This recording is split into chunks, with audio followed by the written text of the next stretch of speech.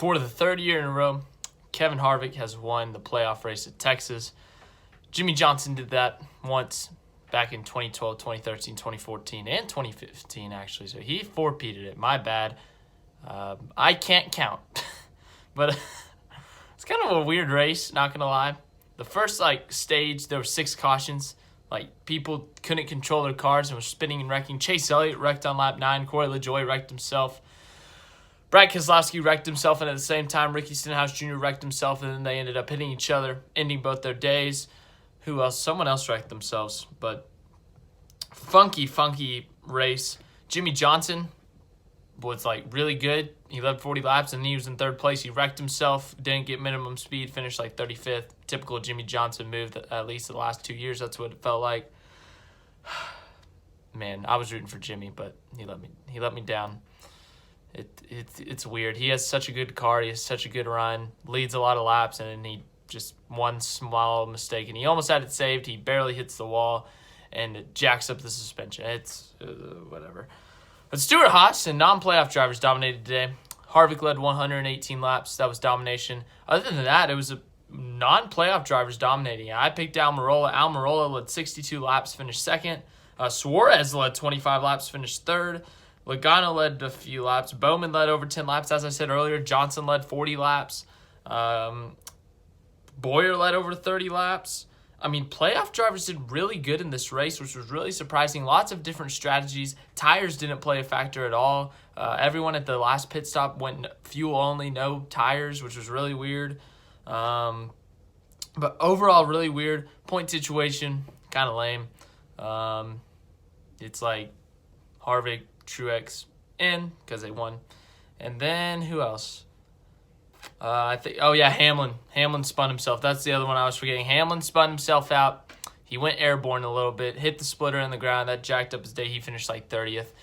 That messed up his points. He was 24 points coming into this race. Now he's 20 points out. And Kyle Busch is 30 points in, and then Logano's 20 points in. We've seen a 20-point gap made up, but it's going to be tough. This is tougher competition, but it'll be interesting. Playoff drivers, Harvick wins. Logano 4th. That's his first top 5 of the playoffs, believe it or not. First top 5. It took him 8 races into the playoffs to get their first top 5 of the playoffs. Truex 6th. He's already in. Kyle Busch 7th. Solid day for him. Blaney 8th. He needed more. Larson 12th. They needed to do better. Chase Elliott, I skipped Hamlin. Hamlin 28th. Elliott 32nd. Elliott mathematically isn't a must-win for next week. He's 80 points out. So 2 bad weeks for Chase Elliott. Not a good thing to do. Anyways, back to the results. Or just the day in general. Stage 1 was wacky. Everything else was just kind of normal for a Texas race. Long green flag runs. Nothing crazy. Bubba Wallace spun out. Everyone thinks it's intentional. You guys are forgetting Joey Logano intentionally spun himself out last week. So, yeah. No fights. Don't worry. No fights. Almirola 2nd. Really good run for him. He had one of the best cars all day. Just running up front all day long, leading laps, won the stage. So, good day for him. Obviously, all they can do is win to be happy right now, just because they're out of the playoffs. Suarez looking for a contract, looking to sign an extension. Finishes 3rd and leads 25 laps. A really good run for him. Good job, Daniel Suarez. Woo. 4th place, Joey Logano, as I said, his best run in the playoffs. 5th place, Alex Bowman, highest finish Chevy. And just really good run for him. Led some laps there. Really good run. 6th Truex, doesn't matter. 7th Kyle Busch, led 18 laps today. Solid day for him. Builds up that points buffer a bit. A lot of talk's been him. He's been really inconsistent. Well, we'll talk about that later this week. 8th, Ryan Blaney. Not a good enough day for him. 9th, Kurt Busch. Not a bad day for him. He was running in the top 5 at some point. Eric Jones had a really good car. Started 2nd. Led a few laps. He was running in the top 5 a bit. Ends up with the top 10. Boyer 11th. Had a really good car. Fell off near the end of the race, I think. 12th, Kyle Larson. He had a really fast car. Strategy there at the end kind of messed him up. I think they took 2 tires at the end there when they were running 7th or 8th. 13th, Austin Dillon. Not a bad run for him. Matt DiBenedetto, 14th. Not a bad run for him. 15th, Ryan Newman. Oh, he was scaring Kevin Harvick there. At the end, Kevin Harvick was trying to lap him. And he lost 2 seconds of his lead because, Ryan Newman doesn't like to move aside. And He finishes 15th. 16th, Daniel Hemrick, really good for him. And the Rookie of the Year standings, they were tied, actually, going into this for him and Ryan Preece for that Rookie of the Year position. And now, I think Hemrick has the advantage. 17th, William Byron. He had a really good run. I don't know what happened late at the race there, but 17th, 18th, Ty Dillon, 19th, Chris Buescher, 20th, Paul Menard. Paul Menard was running in the top 10 for a while there. I thought Paul Menard was about to stun the playoff field, but nope. 20th, Paul Menard, I already said that. 21st in his first career start, John Hunter Nemechek. Not bad at all for a first career start. Really good run, actually. So 21st, John Hunter Nemechek, really good run. 22nd, Parker Kligerman. 23rd, Ryan Preece. 24th, Bubba Wallace. 25th, Michael McDowell. 26th, J.J. Yeley. 27th, Landon Castle Go Starcom. 28th, Denny Hamlin. 29th, Joe Nemechek. First father-son duo, the Nemechek, since 2005 with Bobby Hamilton, senior and junior. 30th, Josh Bilicki. 31st, Ross Chastain. 32nd, Chase Elliott. 33rd, Quinn Hoff.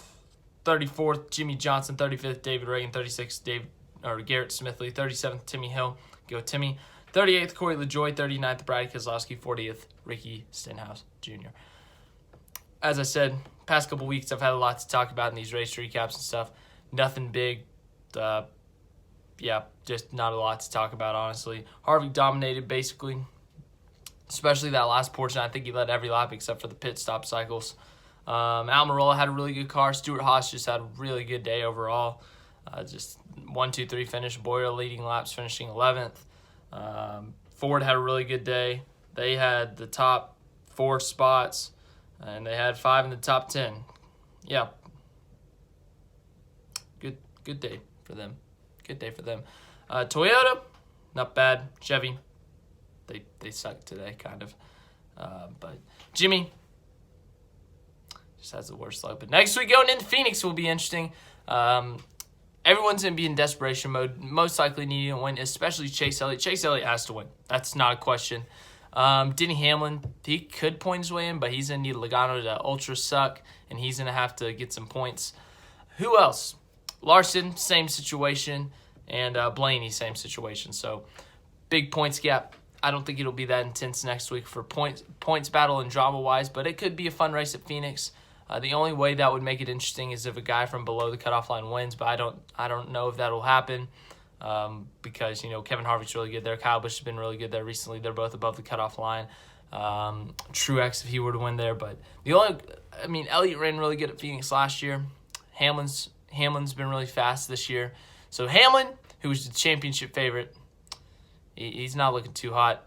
But, they made a good point at the end of the race that every time someone wins, they're like, yeah, you're the championship favorite. But it's kind of stupid. It really is.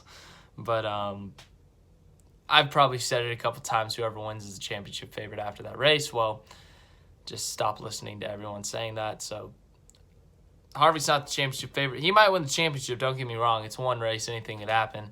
But I just don't know. It's hard to say. Texas, loved the track, but it did have some dull moments there. That first stage was really fun just because you didn't know what was going to happen. Stage 2, it was a pretty fun one. Stage 3 was an all right one. Overall, solid race. Not terrible, not great. I'd say it's an average race. But yeah, thank you for watching this video. All of you who showed up to the live stream last night for the Xfinity race, you guys are awesome. Let's keep grinding. Keep liking my videos like this video. Subscribe to the channel. Other stuff. Share the channel. If Kevin Harvick fails post-race inspection like he did last year, I'll be here to tell you.